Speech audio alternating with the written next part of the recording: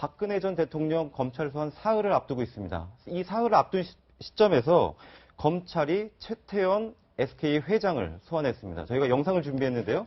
함께 보시겠습니다. 4개월 만에 오셨는데 신경한 말씀 부탁드립니다. 사면 청탁하신 거 맞으신가요? 박 대통령 독대하실 때 면세점 관련 청탁하신 적 있으십니까? 왕 회장은 무슨 뜻이셨습니까? 사면 받을 거 알고 계셨나요?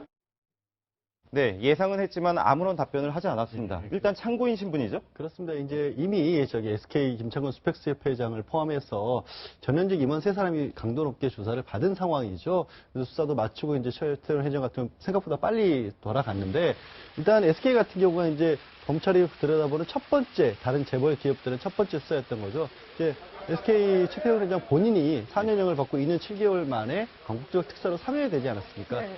그런 부분도 있고 SK 면세점과 관련해서도 혹시 박 전 대통령과의 어떤 대가 관계가 있었지 않았느냐 청탁도 있었고 이런 어떤 의혹을 받고 있는 상황인데 SK 측에서는 사실 이거를 좀 소명할 자료 같은 걸 좀 제출했습니다. 지난번 임원들에 대한 수사 과정에서. 왜냐하면은 그때 당시 K스포츠로부터 80억 원 가량을 추가적으로 이렇게 요구를 받았는데 왜 K스포츠가 요구를 하면서 비대기에 입금을 해달라고 그러고 네. 80억 원도 너무 많다라는 걸 다투는 과정에서 아예 그 돈을 내질 않았고 그래서인지 어쩐지는 모르겠습니다만 면세점 특허에서도 배제가 됐다라는 거예요. 그래서 SK 같은 경우는 그런 점에 봤을 때 좀 이렇게 삼성과 달리 자신들은 이렇게 밀접한 관계는 없었다. 네. 그 삼성도 아직 여전히 똑같이 피해자라는 주장을 하고 있지 않습니까? 네. SK도 여전히 마찬가지로 그런 정황이 비추었어도 우리는 피해자일 뿐이지 네. 이렇게 대가를 바라고 뭘 청탁을 한 건 없다라는 입장입니다. 네. 자, 뭐 아무리 이렇게 대기업 총수라고 해도 저렇게 많은 취재진들이 몰려있는 자리에선 좀 긴장을 하나 봐요. 긴장을 많이 하죠. 네, 최태원 회장 같은 경우도 질문에 아무런 대답을 하지 않고 들어갔는데 사실 저희가 영상을 하나를 준비를 했는데요. 네, 지금 최태원 회장의 모습이 보이고 예전에도 보면 사실 뭐 홍트럼프라는 별명을 가질 정도로 거침없는 막말 그리고 뭐 자신감으로 지금 뭐 상징이 되는 홍준표 지사 같은 경우도 사실 검찰에 소환될 때 굉장히 조금 당황한 모습을 보이기도 했거든요. 예, 제가 사실 그때 기대를 했었어요. 왜냐하면 저 홍준표 지사가 이분이 유명한 검사 출신이고 또 워낙에 말씀을 잘하시는데 당당하시기 때문에 과연 저 자리에서 어떤 표정을 지을까, 어떤 말씀을 할까 상당히 좀 기대를 했었는데 의외로 상당히 위축되어 있는 것을 보면서 저분도 별 수 없구나라는 생각을 했던 기억이 나요. 그런데 사실 저렇게 검사인 분이 또는 뭐 기자였던 사람이 저 정반대 입장에 있었던 사람이 저 자리에 서게 되면은 더 긴장되고 더 위축된다고 합니다. 아마 홍준표 지사도 아마 그러지 않았을까 생각을 해봅니다. 사실 전날 보면 전날이 묘하게 어버이날이었어요. 그래서 네. 이제 홍준표 지사가 출석을 할 때 옆에 카네이션을 달고 나왔습니다. 아, 기억나요. 네. 그래가지고 많은 사람들이 참 준비 많이 했다. 그러면서 이제 자기 이제 자식들이 손녀가 이제 달아줬다라는 취지로 이야기하면서 애써 위축된 마음을 풀어보려 한 거 아니냐, 많은 이런 해석도 있었는데 홍 지사는 저때 출석할 때 이후에 또 출석할 때는 기자들의 질문에 대해서 이렇게 얘기를 합니다. 네. 기자가 좀 전국을 찌르는 질문을 하니까 아니 무슨 질문을 그렇게 하냐면서 윽박 지른 적도 있었어요. 네. 지금 출석할 때가 뭐 매번 다른 모습이긴 한데 홍준표 지사의 원래 스타일에 비하면 전날은 좀 위축됐던 거는 맞는 것 같습니다. 네. 이 홍준표 지사가 예전에 쓴 책이 하나 있습니다. 홍 검사 당신 지금 실수하는 거요라는 제목인데요. 거기에 이런 내용이 담겨 있습니다.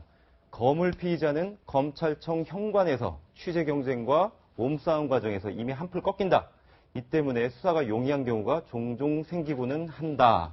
그렇죠. 고도의 심리전을 펴고 있는 걸로 보이는 건데요. 네, 홍 지사 본인이 인정을 했어요. 지난번 성완종 리스트 관련해서 본인이 무죄를 받고 나서 어떤 얘기를 하셨냐면 나도 수사할 때 언론을 이용해서 그런 식으로 수사를 한 바가 있다. 네. 그래야 이렇게 길을 꺾어놓을 수 있기 때문에 조금 전에 소개해 주신 것처럼 좀 쉽게 수사가 틀릴 수 있다. 솔직히요, 이 검찰청에 가면은 저도 의뢰를 받아서 네. 이제 의뢰를 받은 피의자의 변호를 하기 위해서 내지는 그냥 참석하기 위해서 같이 가지 않습니까? 네. 저도 기분이 좋지 않아요.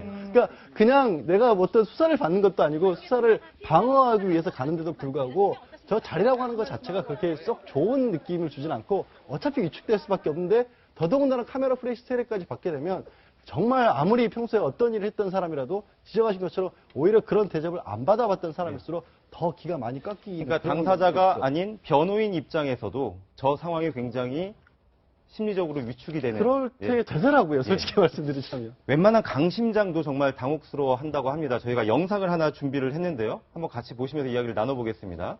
네.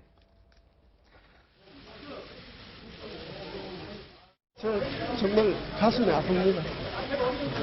이제 가서 성실하게 답변에 응하겠습니다. 이명박 전 대통령의 형이죠. 이상득 전 의원이 방금 삐끗하기도 하고 그리고 말을 할 때에도 상당히 좀 위축된 모습이 실제로 보입니다.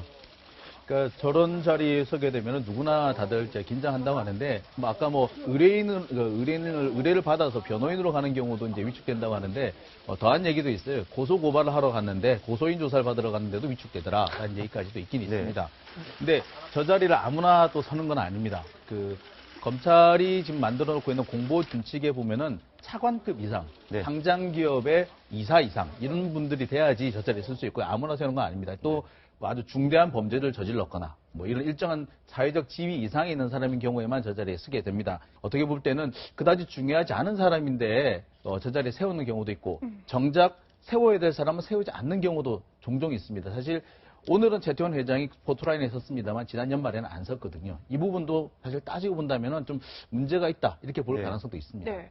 근데 이제 보통은 이제 취재진들의 질문에 묵묵부답으로 그냥 대답을 안 하고 네. 들어가는 경우가 대부분인데 이 부분은요 자신의 이야기를 좀 남겨서 좀 강렬한 그렇죠. 예, 인상이 남은 분이 있거든요. 누굴까요?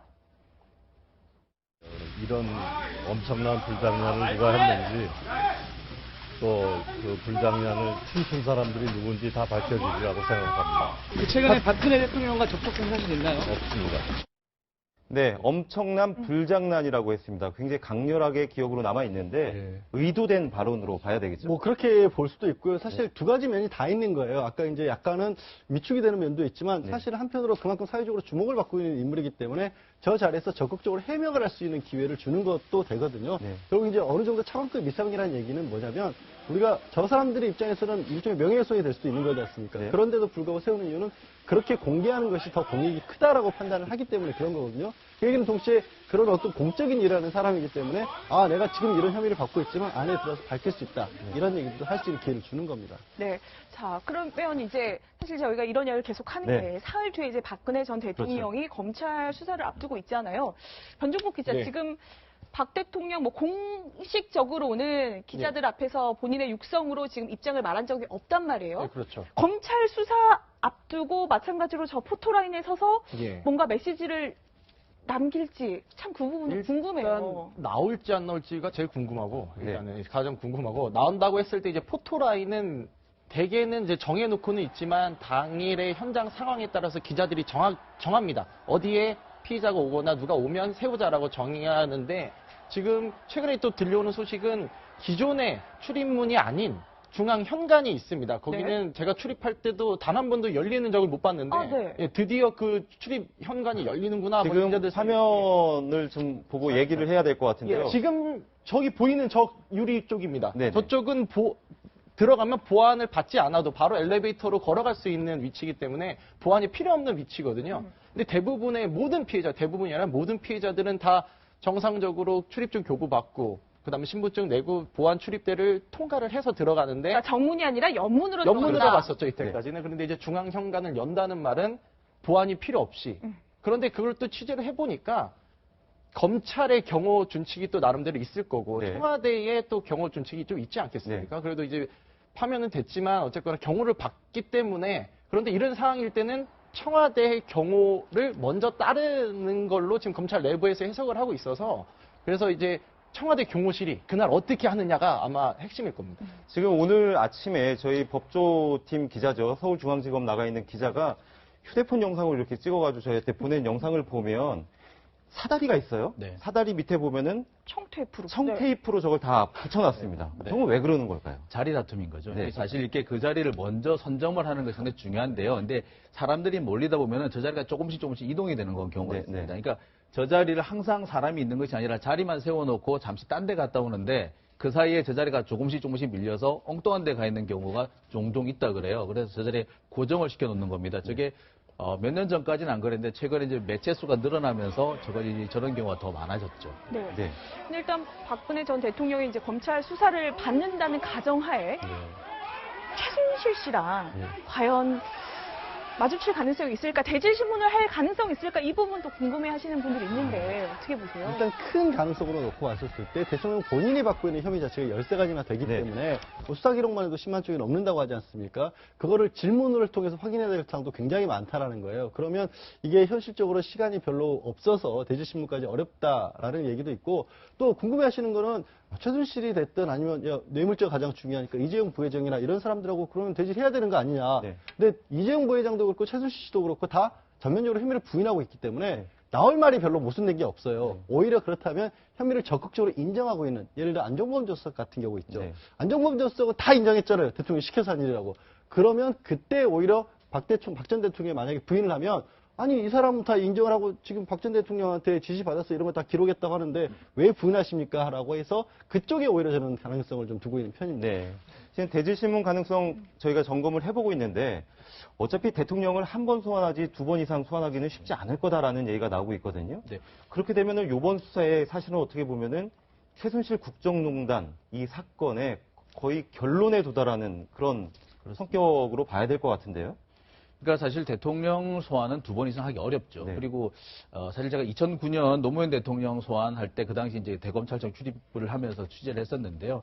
그때도 보면은 대질 신문을 하려고 상당히 이렇게 노력은 했었던 것 같습니다. 그래서 그 대질 신문을 해야지 뭔가 좀 정확한 내용을 알 수 있다. 그리고 뭔가 좀 이렇게 찾아 나갈 수 있다라는 그런 주장이었는데 어떻게 보면은 지금 대질 신문이 그다지 큰 의미가 없을 수도 있습니다. 왜냐하면은 보통 이렇게 거물급들을 소환할 때는 소환이 거의 마지막 수사의 마지막 단계인 경우가 많습니다. 그래서 이미 다 확인돼 있는 네. 상황인데 진술이 어떻느냐 정도를 들어보기 위해서 그러니까 아주 일부분만 확인하고 대부분의 경우 이제 약간 헷갈리는 부분만 좀 정리하겠다는 의미인 것이지 여기서 크게 달라질 경우가 없는 상황이 많습니다. 그래서 아마 거의 수사가 마무리 단계에 있지 않겠느냐 이런 생각도 듭니다. 네. 그러니까 지금 검찰에서는 박근혜 전 대통령을 이제 소환 조사를 할 경우 뭐 질문의 우선순위나 여러 가지 것들을 지금 검토를 하고 있다고 하는데 뭐 이게 하루를 꼬박 지내서 뭐 수사를 하게 될 것인지 뭐 한 몇 시간 만에 끝낼 것인지도 굉장히 궁금하거든요. 그렇죠. 그는 이제 조사 상황 얼마나 어떻게 답변을 하는지에 따라 다른 건데 뭐 지금 대부분이 많은 부분 혐의를 이제 부인할 것으로 예상이 되고 네, 있어서 그렇게 알려졌어요. 의외로 뭐 빨리 끝날 수도 있겠다라는 얘기가 있는데 그런데 이제 다양한 혐의점에 대해서 질문을 준비는 해놨지만 또 그게 실시간으로 상배 보고가 되고 하는 과정에서 추가로 또 지시가 내려올 수가 있어요. 이런 변수들이 또 있기 때문에 얼마나 빨리 끝나냐 이것보다는 어떤 거를 정말 송곳같이 물어보고 거기에 대해서 박근혜 대통령은 얼마만큼 자기 방어를 하고 자기 논리를 펼치느냐 이 싸움이 굉장히 재미있을 걸로 저는 기대가 됩니다. 네, 검찰 소환을 사흘 앞두고 있으면서 오늘 토요일이었죠. 네. 그 태극기 집회가 열리고 있는데 저도 아까 지나오면서 보니까 탄핵 무효, 예. 헌재 해체 이런 구호들을 외치고 있었는데 지금 태극기 집회 상황은 어떻습니까?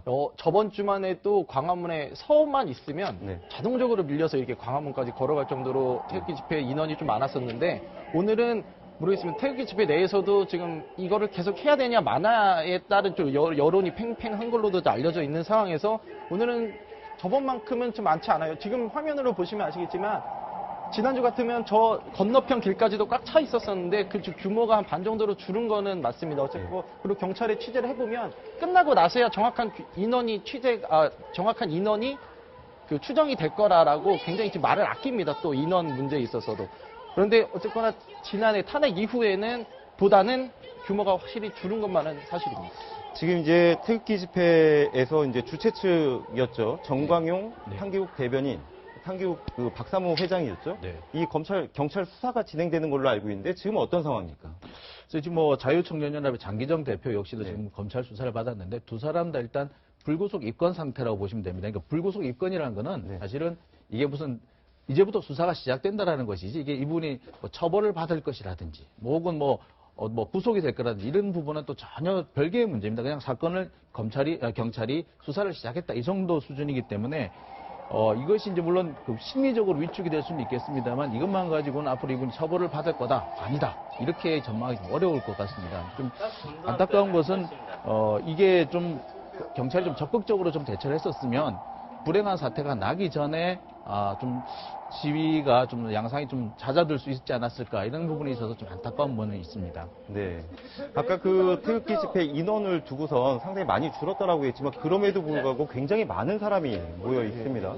오늘 왜냐하면 더군다나 이제 세 사람이나 또 중간에 또 사망한 네. 그런 일이 있었지 않습니까? 그분들에 대한 연결식까지 같이 치르는 것도 있고 무엇보다 조금 전까지 얘기를 나누고 있었던 박 전 대통령에 대한 수사를 앞두고 있기 때문에 거의 어떻게 보면 총력을 기울일 수밖에 없는 상황이라고 했죠. 탄핵에 반대하는 분들 입장에서는. 그래서 이제 저런 일도 있었고 김진태 의원도 나왔지만 어제 뭐 공교롭게도 자유한국당의 또 경선 후보들끼리 발표했던 그런 자리도 있었고 여러 가지가들이 겹치다 보니까 생각보다는 많이 나오신 것 같습니다. 그렇지만. 네. 지금까지 여러 가지 사안을 가지고 얘기를 나눠봤는데요. 일단 태극기 집회 오늘은 불상사가 없는 평화 집회가 됐으면 바라겠습니다. 여기서 양지열 변호사는 먼저 보내드리겠습니다. 고맙습니다.